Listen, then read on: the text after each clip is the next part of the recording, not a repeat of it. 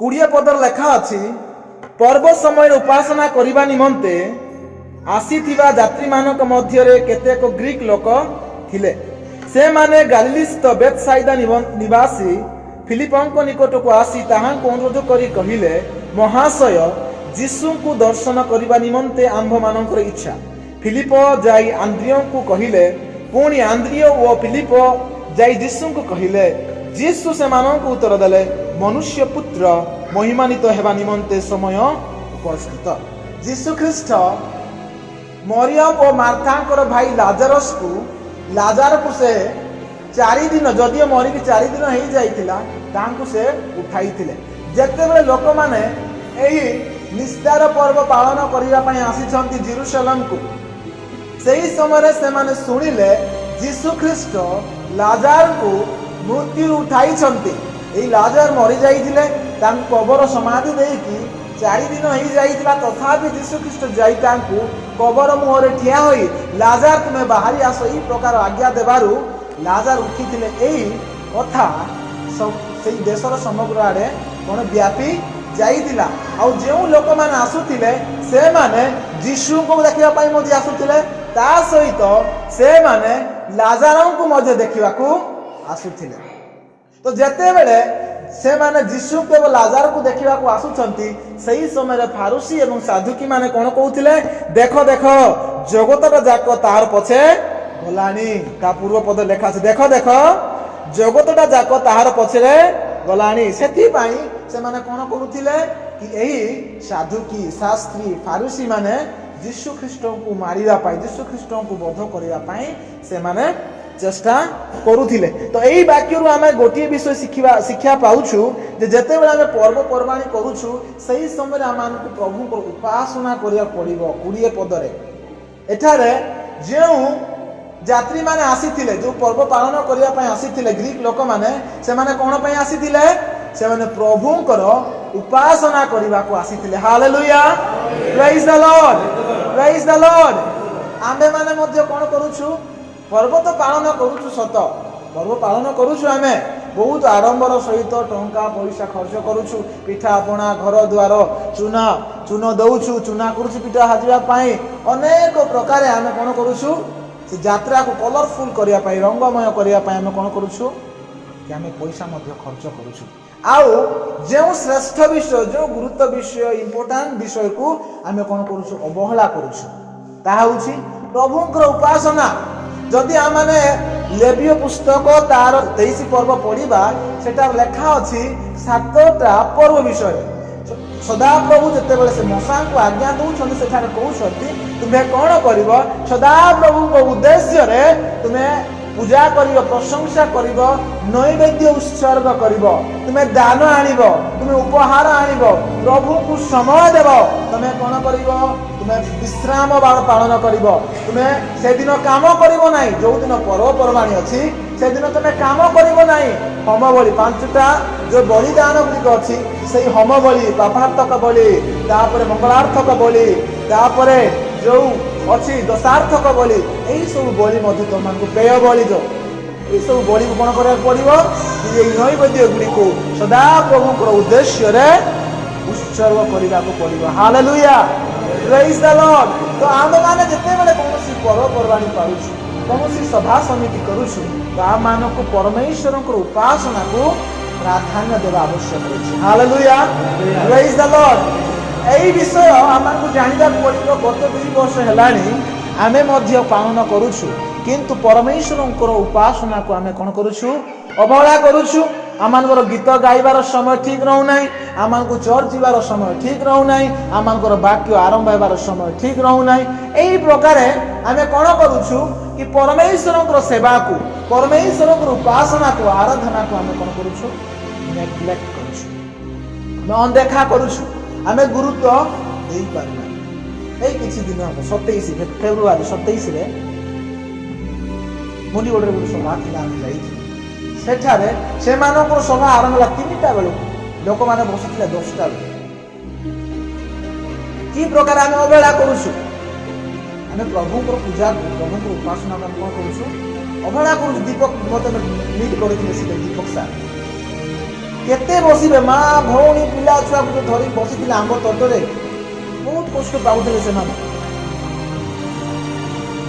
आमे एई प्रकार अवहेला करूछु आमको समय आमको टंका पैसा आम कौन करुଛୁ सेठारे व्यर्थरे आम व्यवहार करुछु आमे ताको गोटे भोजी भात बाहागर भोजी भात सिस्टम करुछु जदि आम प्रभुंकर उपासना ढंग से करवा ना ताले कौन मेच्योरिटी सर माने कि गोटे बड़ कन्या भोजी सदृश है कि खुशिया भोजी सदृश है कि गोटे बाटरे भोजी सदृश है कि गोटे बाहागर कि शुद्ध भोजी सदृश है कहीं प्रभुंकर उद्देश्य एकत्रित होछु तेणु आम प्रभुंकर उद्देश्य उपासना करने ठीक समय प्रार्थना हवा दरकार ठीक समय वाक्य प्रचार हवा दरकार जिते बेले दान संग्रह करागला से समय लोक मैंने उठी उठी जाते बाकी सरी दान संग्रह करागला लोक मैंने उठी उठी जाते केते बाकी दान कले केते दान देले ना यही प्रकार सब परिस्थिति देखा जाउछि तेणु आम कौन पर्वपर्वाणी करूँ पालन करूँ आगक आम गुड फ्राइडे अच्छी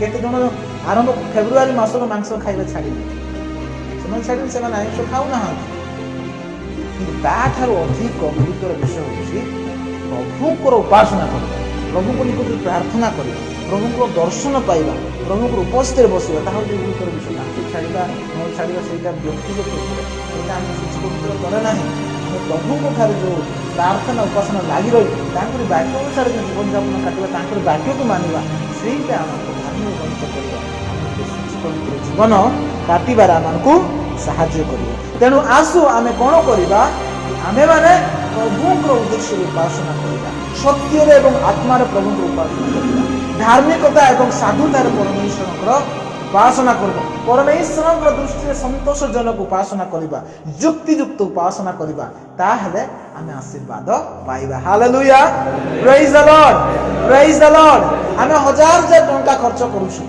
सभा समिति करने पर्वपर्वाणी पालन करने जदि से सभा समिति पर्व पालन कलापर जदि जड़े व्यक्ति कह ना मु बाप्तिस्म नेबी मु मन परिवर्तन करी ना मु मद काम करी ना यदि गोटे व्यक्ति मन परिवर्तन कर आमर लाखे टंका खर्च कर गोटे सभा कर लाभ कौन रहा जदि आत्मिकतार अभिवृद्धि है ना आमर सभा समिति कर लाभ कौन रहा यही विषय को आम प्राधान्य देवा पड़ो आम प्राधान्य देवा पड़ो आम सभा समिति कौन सभा समिति करने समय लिखुचु उद्दीपना सभा बोली आम लिखु से उद्दीपना आसवा दरकार हाँ जब गोटे विजातीय लोक प्रभु को निकट आसुना ठीक अच्छे किंतु जो मैंने अवहेला करुँच जोड़े ख्रीस्टियान लोग गिरिजा आसुना सी तो आसवा आवश्यक रही गोटे पुओ कि गोटे झील ख्रीस्टियान पुओ झील तो सी तो कह अच्छी मु मन परिवर्तन कली मु जीशु नाम बाप्तिस्म नेबी ये तो कहबार आवश्यक रही तेणु आम मानक जिते आम कौन सभा समिति करुचु उपासना करुचु आम सबको प्राधान्य देवा हम परमेश्वर गौरव पूजा प्रशंसा करने को हम हालेलुया प्रेज द लॉर्ड आजिकल प्रभुंर उपासना प्रभुंर वाक्य प्रचार प्रभुंर वाक्य शुणा दुई गोष्ठी लोक मैंने दुई प्रकार श्रेणी लोक मैंने करती गोटे होती ख्रीस्टियान नेता मैंने आ गोटे होती ख्रीस्टियान विश्वासी मैंने प्रथम विषय बाइबल आम देखिपुँ जिते बड़े जीशु ख्रीस्ट शिष्य मानू से गोटे भार अर्पण कले से स्वर्ग को गले तापर प्रेरित माने से माने एकाठी परमेश्वर को सेवा करने आरंभ कले सही समय से कौन करुँच प्रेरित पुस्तक 6 अध्याय आपरे 2-3-4 लेखा अच्छी से माने जीशु ख्रीष्टर से आज्ञा को से भार को सुसमाचार प्रचार करिवार कार्य को से छाड़ी से कौन करुले जेते लोक विश्वास आसुले जेते लोक जीशु को विश्वास करुले से कौन करुले रोसई कर रांधिक से बांटबारे से कौन करुले व्यस्त थे आप पढ़े से लेखा अच्छी जे प्रेरित मान अन्य शिष्य मान डाकी कहते आंबे माने जे ईश्वर वाक्य प्रचार परित्याग करी परिवेशन रे व्यस्त रहिबा उचित नुहे आंबे माने परमेश्वर वाक्य प्रचार करबा परित्याग करी एई परिवेशन रे व्यस्त रहिबा उचित नुहे से माने ताहा कहले कारण से व्यस्त थिले परिवेशन करिबारे अन्य विषय देखिबार से माने व्यस्त थिले आउ जीशु ख्रीष्ट जहा करबा से डाकी जित पर्वत से आज्ञा देते ସେଇ ଆଜ୍ଞାକୁ ସେମାନେ ଭୁଲି ଯାଇଥିଲେ। ଆମମାନଙ୍କର ଖ୍ରୀଷ୍ଟିଆନ ଏଇ ଯୋଉ କମ୍ୟୁନିଟିରେ ଖ୍ରୀଷ୍ଟିଆନ ଲିଡର ମାନଙ୍କ ଭିତରେ ମଧ୍ୟ ତାହା ହେଉଛି ଯେ ସେମାନେ ପ୍ରଭୁଙ୍କର ବାକ୍ୟ ପ୍ରଚାର କେତେବେଳେ ହବ ଏଇ ବିଷୟକୁ ମଧ୍ୟ ଅବହେଳା କରିକି ସେମାନେ ଅନ୍ୟାନ୍ୟ ବିଷୟରେ ଲାଗିଥାନ୍ତି। କିନ୍ତୁ ତା ତଳକୁ ପଢିଲେ ତାହାର ପ୍ରତିକାର ମଧ୍ୟ ଅଛି ଯେ ଯୋଉମାନେ ଆତ୍ମାରେ ବୁଦ୍ଧିରେ ପରିପୂର୍ଣ୍ଣ ଅଛନ୍ତି ସେମାନଙ୍କୁ ବାଛିକି କ'ଣ କରିବାକୁ ପଡିବ କି ଆମକୁ ଦାୟିତ୍ୱ ଦେବାର ଅଛି।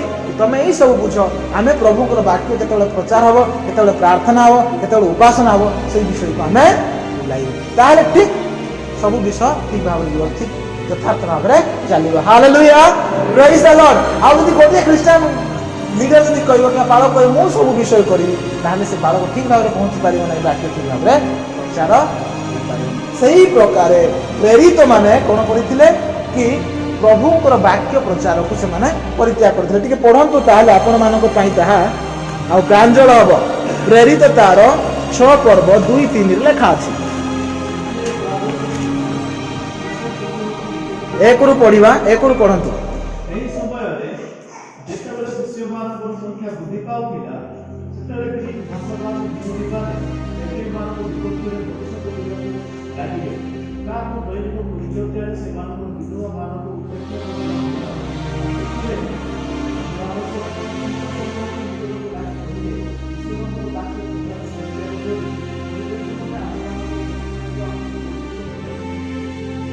ଅତଏବ ହେ ଭାଇମାନେ, ଯେଉଁମାନଙ୍କୁ ଆମ୍ଭେମାନେ ଏହି କାର୍ଯ୍ୟରେ ନିଯୁକ୍ତ କରିପାରୁ, ଏପରି ସୁଖ୍ୟାତି ସମ୍ପନ୍ନ ଏବଂ ଆତ୍ମା ଓ ଜ୍ଞାନରେ ପରିପୂର୍ଣ୍ଣ 7 ଜଣଙ୍କୁ ଆପଣମାନଙ୍କ ମଧ୍ୟରୁ ବାଛି ସ୍ଥିର କରନ୍ତୁ।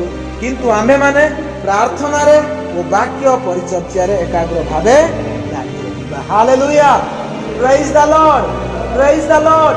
ସମସ୍ତ ସମସ୍ୟାର ପ୍ରତିକାର ଅଛି ଯଦି ଆମେ କରିବା ପାଇଁ ଚାହୁଁଛୁ। ଏଠାରେ ଆମେ ଦେଖିଲୁ ଲିଡର ମାନେ ପ୍ରେରିତ ମାନେ ମଧ୍ୟ କ'ଣ ପ୍ରଭୁଙ୍କର ବାକ୍ୟ ପ୍ରଚାର ନ କରି ସେ ରନ୍ଧାବଢ଼ା କରି ଅନ୍ୟାନ୍ୟ ପରିବେଷଣ କରିବା ପରିଚର୍ଚ୍ଚାରେ ସେମାନେ ଲିପ୍ତ ରହିଲେ। ଯଦି ଆଜି ଆମର ପ୍ରାର୍ଥନା ଉପାସନା ଯଦି ଅବହେଳା ହେଉଛି, ଯଦି ଆମେ ସଭା ସମିତିରେ ଯଦି ଅବହେଳା କରୁଛୁ, କାହିଁକି ଖ୍ରୀଷ୍ଟିଆନ ଲିଡର ମାନଙ୍କର ମଧ୍ୟ ସେଠାରେ କ'ଣ ସେମାନଙ୍କର ଭୂମିକାରେ ନିଭେଇବାରେ, ସେମାନଙ୍କର ଦାୟିତ୍ୱ ନିଭେଇବାରେ ସେମାନେ ମଧ୍ୟ ଅବହେଳା କରୁଛନ୍ତି। ତେଣୁ 10ଟା ବେଳେ ମା ମାନେ ଯାଉଛନ୍ତି, ଛୋଟ ଛୋଟ ଶିଶୁମାନଙ୍କୁ ଧରିକି ଯାଇଥିଲେ, ଦେଖିକି ମୋତେ ବହୁତ କଷ୍ଟ ଲାଗିଲା। ଖରା ହଉଥିଲା, ସେମାନେ ବସିଥିଲେ କେତେବେଳୁଠୁ, କିନ୍ତୁ ଠିକ ଭାବରେ ସେମାନେ ବାକ୍ୟ ପ୍ରଚାର କରାଗଲା ନାହିଁ ସେଠାରେ। ଏହି ପ୍ରକାର ଖ୍ରୀଷ୍ଟିଆନ ଲିଡର ମାନେ ମଧ୍ୟ କ'ଣ କରିଥାନ୍ତି କି ସେମାନେ ମଧ୍ୟ ପରମେଶ୍ୱରଙ୍କର ବାକ୍ୟ ପ୍ରଚାରକୁ ସେମାନେ ଅବହେଳା କରିଥାନ୍ତି। ଆଉ ଖ୍ରୀଷ୍ଟିଆନ ବିଶ୍ୱାସୀ ମାନେ କ'ଣ କରିଥାନ୍ତି କି ପରମେଶ୍ୱରଙ୍କର ବାକ୍ୟ ଶୁଣିବା ପରିବର୍ତ୍ତେ ସେମାନେ ମଧ୍ୟ ଅନ୍ୟାନ୍ୟ ବିଷୟରେ କ'ଣ ଥାନ୍ତି, ଅନ୍ୟାନ୍ୟ ବିଷୟରେ ବ୍ୟତିବ୍ୟସ୍ତ ଥାନ୍ତି, ଚିନ୍ତିତ ଥାନ୍ତି। ସେଇଟା ଆମେ ଦେଖୁଛୁ ମାର୍ଥା ଏବଂ ମରିୟମଙ୍କ ବିଷୟରେ। ମାର୍ଥା ଓ ମରିୟମ, ଯୀଶୁଖ୍ରୀଷ୍ଟ ତାଙ୍କ ଗୃହକୁ ଯାଇଛନ୍ତି, ଯୀଶୁଖ୍ରୀଷ୍ଟ ତାଙ୍କ ଗୃହକୁ ଯାଇଛନ୍ତି, ଯୀଶୁଖ୍ରୀଷ୍ଟ ବାକ୍ୟ ପ୍ରଚାର କରୁଛନ୍ତି। ମାର୍ଥା ସେ ରୋଷେଇ କାର୍ଯ୍ୟରେ କ'ଣ ବ୍ୟତିବ୍ୟସ୍ତ ଓ ଚିନ୍ତିତ, ତାଙ୍କ ବିଷୟରେ ଲେଖା ଅଛି ତୁମେ ଅନେକ ବହୁତ ବିଷୟରେ ଚିନ୍ତିତ ଓ ବ୍ୟତିବ୍ୟସ୍ତ ହେଉଛ। ଅନେକ ବିଷୟରେ ଚିନ୍ତିତ ଓ ବ୍ୟତିବ୍ୟସ୍ତ ହେଉଛ।